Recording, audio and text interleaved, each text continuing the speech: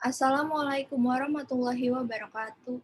Di video kali ini kami akan memaparkan hasil diskusi kami tentang perjuangan mempertahankan kemerdekaan Indonesia di Pertempuran Surabaya.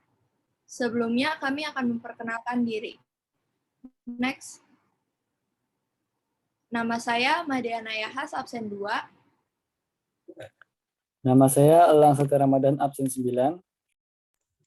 Nama saya Indah Putri Arfiani, absen 16. Nama saya Muhammad Ayat Moktasiro Bumi, absen 22. Nama saya Muhammad Faras Tohari, absen 25. Nama saya Salsabila Putri Husain, absen 34. Next. Awal kedatangan sekutu. Awalnya, tentara Inggris datang ke Surabaya tergabung dalam AFNE atau Allied Force Netherlands East Indies atas keputusan atas nama Blok Sekutu dengan tugas melucuti tentara Jepang, membebaskan tawanan perang yang ditahan Jepang, serta memulangkan tentara Jepang ke negerinya. Namun, selain itu, tentara Inggris juga datang membawa misi mengembalikan Indonesia untuk administrasi pemerintahan Belanda sebagai negeri yang dijajah Hindia Belanda. NICA atau Netherlands Indies Civil Administration ikut bersama rombongan tentara Inggris sebagai tujuan tersebut. Hal ini memicu gejolak rakyat Indonesia dan memunculkan pergerakan perlawanan rakyat Indonesia di mana-mana melawan tentara AFNE dan pemerintahan NICA. Next. Maklumat Pemerintah 31 Agustus 1945. Isi maklumat tersebut yaitu mulai tanggal 1 September 1945, bendera merah putih dikebarkan terus di seluruh wilayah Indonesia. Next. Insiden di Hotel Yamato, Tunjungan, Surabaya. Setelah munculnya maklumat pemerintah Indonesia tanggal 31 Agustus 1945 yang menetapkan bahwa mulai 1 September 1945 bendera nasional Sangsaka Merah Putih dikibarkan terus di seluruh wilayah Indonesia, gerakan pengibaran bendera tersebut makin meluas ke segenap pelosok kota Surabaya.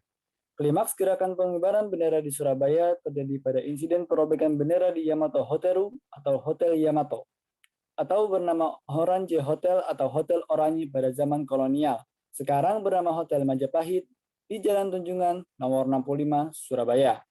Sekelompok orang Belanda di bawah pimpinan Mr. W.V. C.H. Lukman pada malam hari tanggal 18 September 1945, tepatnya pukul 9 malam, mengibarkan bendera Belanda merah putih biru tanpa persetujuan pemerintah RI daerah Surabaya di tiang pada tingkat teratas Hotel Yamato, sisi sebelah utara. Keesokan harinya, para pemuda Surabaya melihatnya dan menjadi marah karena mereka menganggap Belanda telah menghina kedaulatan Indonesia, hendak mengembalikan kekuasaan kembali di Indonesia, dan melecehkan gerakan pengibaran bendera merah putih yang sedang berlangsung di Surabaya. Next. Tak lama setelah mengumpulkan massa di Hotel Yamato, Presiden Sudirman, pejuang dan diplomat yang saat itu menjabat sebagai wakil residen atau Fukushuko Gunseikan, yang masih diakui pemerintah Dai Nippon Surabaya Shu, sekaligus sebagai residen daerah Surabaya Pemerintah Republik Indonesia, datang melewati kerumunan massa lalu masuk ke Hotel Yamato dikawal Sidik dan Haryono. Sebagai perwakilan Republik Indonesia, mereka berunding dengan Mr. Lukman beserta kawan-kawannya dan meminta agar bendera Belanda segera diturunkan dari gedung Hotel Yamato. Dalam perundingan ini, Lukman menolak untuk menurunkan bendera Belanda, bahkan menolak untuk mengakui kedaulatan Indonesia. Perundingan berlangsung memanas. Lukman mengeluarkan pistol dan terjadilah perkelahian dalam ruang perundingan. Lukman tewas dicekik oleh Sidik, yang kemudian Sidik juga tewas oleh tentara Belanda yang berjaga-jaga dan mendengar letusan pistol Lukman. Next. Setelah kejadian tersebut, Sudirman dan Haryono melarikan diri ke luar Hotel Yamato. Sebagian pemuda berebut naik ke atas hotel untuk menurunkan bendera Belanda. Haryono yang semula bersama Sudirman kembali ke dalam hotel dan terlibat dalam pemanjatan tiang bendera dan bersama Kusnowibowo berhasil menurunkan bendera Belanda, merobek bagian birunya, dan menggereknya kembali ke puncak tiang bendera sebagai bendera merah putih. Next. Indonesia versus Inggris. Setelah insiden di Hotel Yamato tersebut, pada tanggal 27 Oktober 1945, meletuslah pertempuran pertama antara Indonesia melawan tentara Inggris. Serangan-serangan kecil tersebut di kemudian hari berubah menjadi serangan umum yang banyak memakan korban jiwa di kedua belah pihak, baik pihak Indonesia maupun pihak Inggris. Akhirnya, Jenderal D.C. Hawthorne meminta bantuan Presiden Soekarno untuk meredakan ketegangan yang terjadi. Next.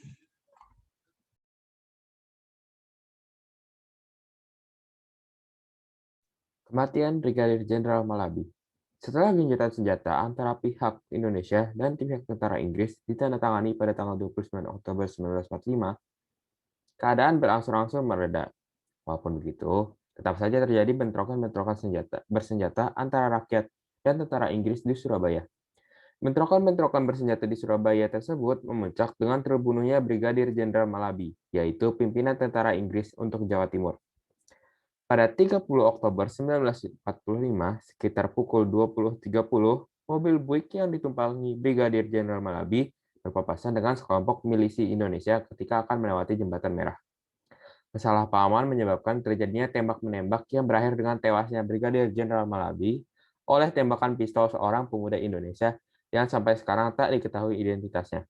Dan terbakarnya mobil tersebut terkena ledakan granat yang menyebabkan jenazah Malabi sulit dikenali. Kematian Malabi ini menyebabkan pihak Inggris marah kepada pihak Indonesia dan berakibat pada keputusan pengganti Malabi, Mayor Jenderal Eric Carden Robert Munster, untuk mengeluarkan ultimatum 10 November 1945 untuk meminta pihak Indonesia menyerahkan persenjataan dan menghentikan perlawanan pada tentara AFNI dan administrasi Nica. Next. Perdebatan baku tembak. Tom Driver, seorang anggota parlemen Inggris dari Partai Buruh Inggris, Labour Party, pada tanggal 20 Februari 1946, dalam perdebatan di Parlemen Inggris, House of Commons, meragukan bahwa baku tembak ini dimulai oleh pasukan pihak Indonesia. Dia menyampaikan bahwa baku tembak ini disinyalir kuat timbul karena kesalahpahaman 20 anggota pasukan India pimpinan Malabi yang memulai baku tembak tersebut tidak mengetahui bahwa gencatan senjata sedang berlaku karena mereka terputus dari kontak dan telekomunikasi.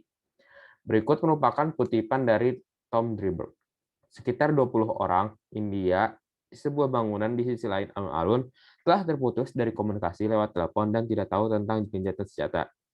Mereka menembak secara sporadis pada massa Indonesia. Brigadir Malabi keluar dari diskusi, berjalan lurus ke arah kerumunan dengan keberanian besar, dan berteriak kepada serdadu India untuk menghentikan tembakan. Mereka patuh kepadanya. Mungkin setengah jam kemudian, massa di alun-alun menjadi bergejolak lagi.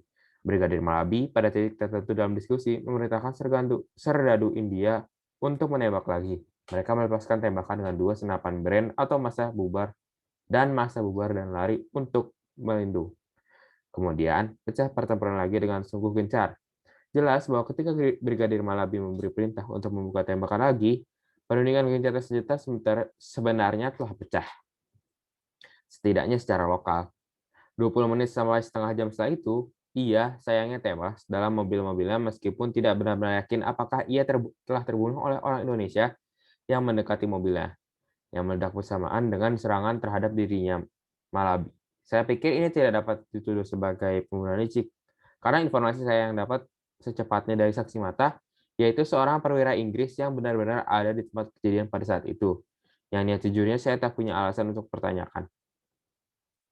Next. Semboyan Merdeka atau Mati. Pada tanggal 9 November tahun 1945, Jenderal Robert Munster mengeluarkan ultimatum kepada arek-arek Surabaya yang berisi 1. Pemimpin Indonesia di Surabaya harus melaporkan diri. 2. Seluruh senjata yang dimiliki pihak Indonesia di Surabaya harus diserahkan kepada Inggris. 3. Pemimpin Indonesia di Surabaya harus menandatangani pernyataan menyerah tanpa syarat. Ultimatum-ultimatum yang disebarkan melalui pamflet udara oleh tentara Inggris membuat rakyat Surabaya sangat marah. Nyaris seluruh sudut kota Surabaya dipenuhi pemuda dan kelompok bersenjata. Dalam ingatan Suharyo alias Haryo Kecik, wakil komandan tentara polisi keamanan rakyat, di sekitarnya berkumpul ratusan pemuda, semuanya membawa senjata dan pistol otomatis. Haryo Kecik mengatakan bahwa mereka yang disebut tidak lengkap membawa granat. Pertemuan pemuda dan kelompok bersenjata di Surabaya memutuskan mengangkat Sungkono sebagai komandan pertahanan kota Surabaya dan mengangkat Surahman sebagai komandan pertempuran. Dari sini muncul semboyan merdeka atau mati dan sumpah pejuang Surabaya sebagai berikut. Tetap merdeka.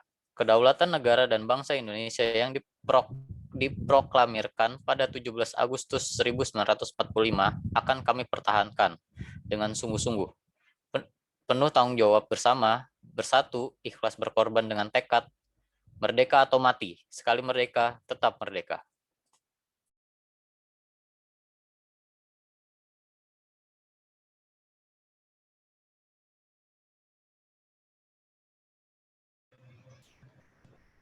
Peristiwa 10 November 1945. Setelah terbunuhnya Brigadir Jenderal Malabi, penggantinya Mayor Jenderal Robert Manserk mengeluarkan ultimatum yang menyebutkan bahwa semua pimpinan dan orang Indonesia yang bersenjata harus melapor dan meletakkan senjatanya di tempat yang ditentukan dan menyerahkan diri dengan mengangkat tangan di atas. Batas ultimatum adalah jam 6 pagi pada tanggal 10 November 1945. Ultimatum tersebut kemudian dianggap sebagai penghinaan bagi para pejuang dan rakyat yang telah membentuk banyak badan-badan perjuangan atau milisi. Ultimatum tersebut ditolak oleh pihak Indonesia dengan alasan bahwa Republik Indonesia waktu itu sudah berdiri, dan TKR atau Tentara Keamanan Rakyat juga telah dibentuk sebagai pasukan negara. Setelah itu, banyak organisasi perjuangan bersenjata yang telah dibentuk masyarakat, termasuk di kalangan pemuda, mahasiswa, dan pelajar yang menentang masuknya kembali pemerintah Belanda yang memboncengi kehadiran tentara Inggris di Indonesia. Pada 10 November pagi, tentara Inggris mulai melancarkan serangan. Pasukan sekutu mendapatkan perlawanan dari pasukan dan milisi Indonesia.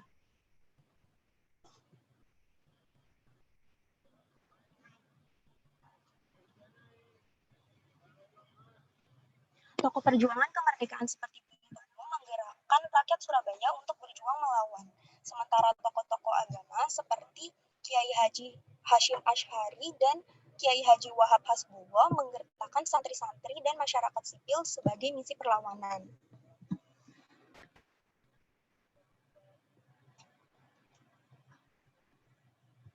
Pada waktu itu, masyarakat tidak begitu patuh kepada pemerintahan, tetapi mereka lebih patuh dan taat kepada para kiai atau ulama. Sehingga perlawanan pihak Indonesia berlangsung alot dari hari ke hari, hingga dari minggu ke minggu lainnya. Perlawanan rakyat yang pada awalnya dilakukan secara spontan dan tidak terkoordinasi, makin hari makin teratur. Pertempuran ini mencapai waktu sekitar 3 minggu.